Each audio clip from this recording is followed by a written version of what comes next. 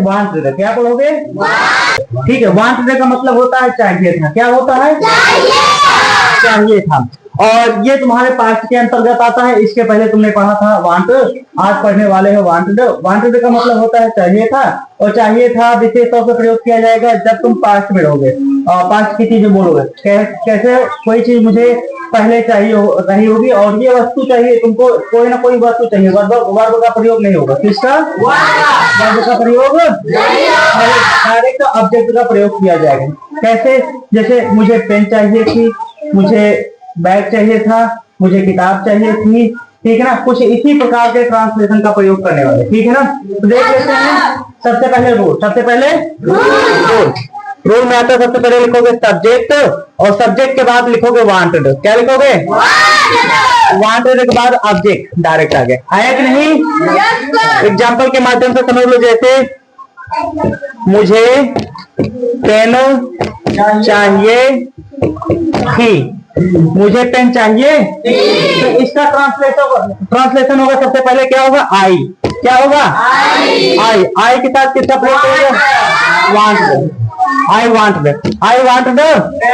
Pen. समझ में आ रहा है कि नहीं? उसके बाद दूसरा ट्रांसलेशन क्या कहते हैं? उसे क्या कहते हैं? उसे अपने कपड़े चाहिए, उसे अपने कपड़े चाहिए थे, या फिर उसको अपना कपड़ा चाहिए था, उसको अपना कपड़ा चाहिए था। ठीक है ना? तो इसका ट्रांसलेशन क्या होगा? सबसे पहले उसके की अंग्रेजी क्या होगी? क्या होगी? और ही के बाद वांटेड, ही वांटेड। उसके बाद हाँ, यहाँ पर अपना। अब अगर यहाँ पर सब्जेक्ट में ही का प्रयोग होता है तो सब्जेक्ट के साथ अपना की अंग्रेजी बदल जाती है। अगर ही है तो अपना की अंग्रेजी ही होगी। क्या होगी? अगर आई है, सब्जेक्ट में आई का प्रयोग किया गया है तो अपना की अंग्रेजी माई होगी। क्या होगी? ठीक है ना? अगर यहीं पर जहां पर लड़का है, अगर ही की जगह पे सी का प्रयोग करते हैं, किसका? यहाँ पर अगर सी का प्रयोग करते हैं तो अपना की अंग्रेजी क्या हो जाएगी? हर। क्या होगी? हाँ, ठीक है। तो ही वांटेड, और अपना की अंग्रेजी क्या होगी? ही। क्या होगी? अपना के फ्लॉप। समझ में आया कि नहीं आया?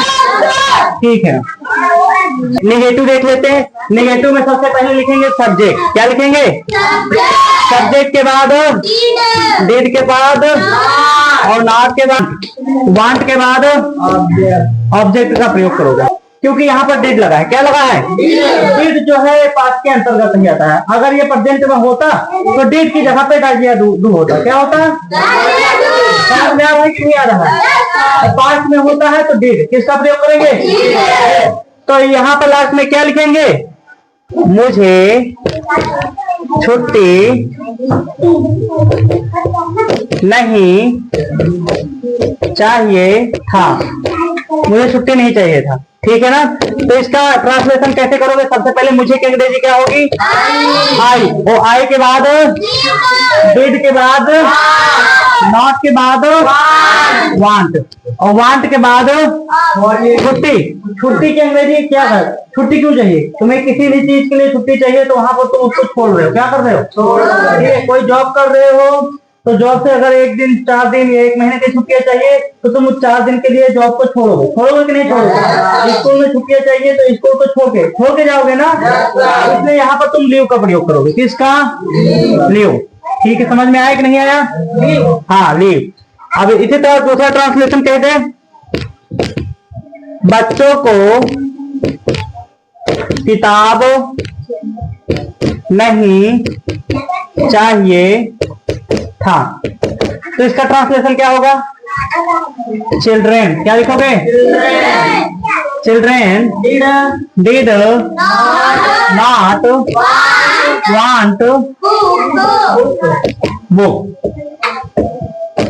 बुक्स, बहुत सारी बुक हैं, क्योंकि बच्चे बहुत सारे हैं तो एक किताब तो चाहिए नहीं। समझ रहे हो कि नहीं? जैसे यहाँ पर बुक्स था, या फिर बच्चों को किताबें नहीं चाहिए थी, ऐसे कह सकते हो। किताबें नहीं चाहिए था। ठीक, समझ में?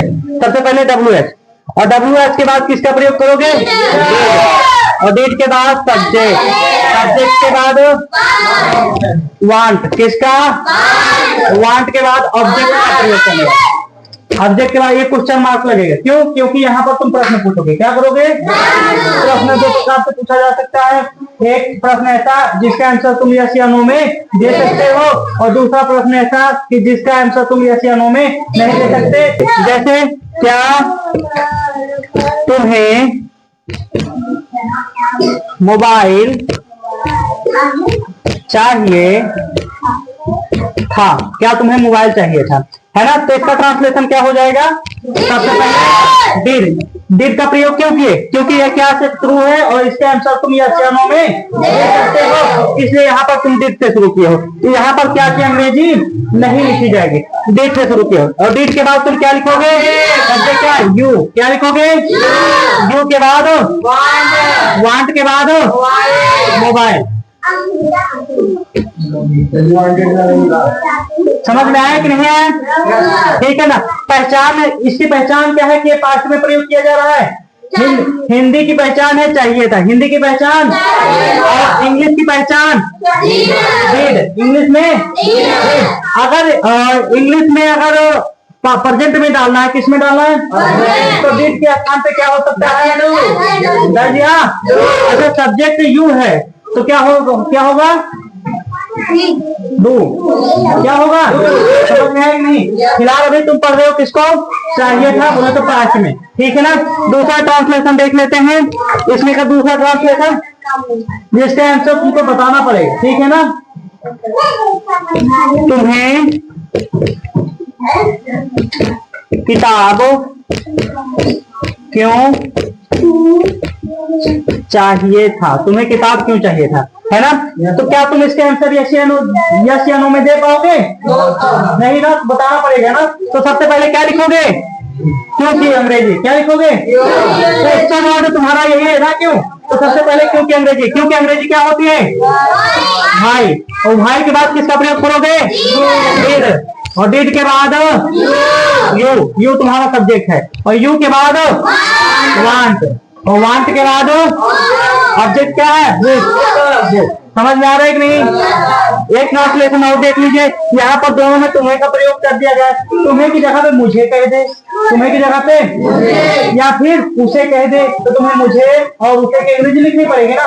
तो कह दिया जाए उसे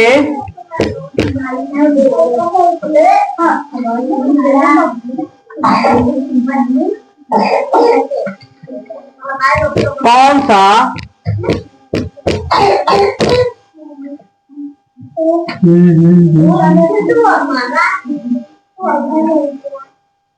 का ट्रांसलेशन बना दिया जाए यहाँ पर? बताइए कुछ।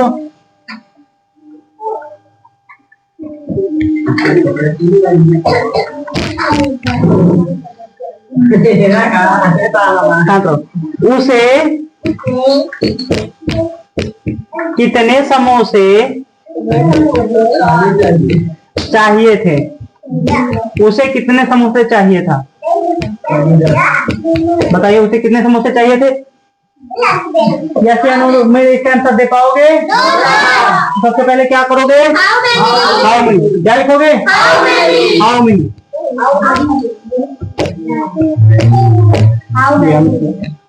हाउ मेनी के बाद किसका प्रयोग करोगे? डिड। और डिड के बाद सब्जेक्ट क्या है? ही। और ही के बाद वांट। वांट के बाद रिसोर्ट। रिसोर्ट की अंग्रेजी क्या होती है? रिसोर्ट की अंग्रेजी क्या होती है? समझ में आया?